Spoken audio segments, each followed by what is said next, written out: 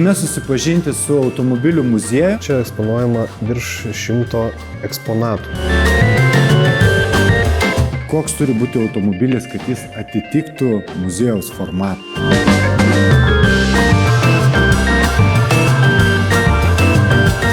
O būtent ką jūs čia matote, visus tos ornamentus, valcavimo linijas padarytas.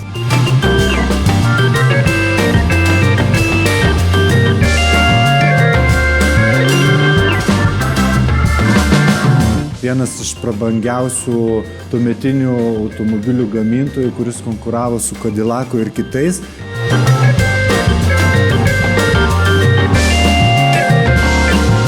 Iš kurios pusės be pasižiūrėtumėm, iš kiekvieno kampo jis yra žvėriškai dailus.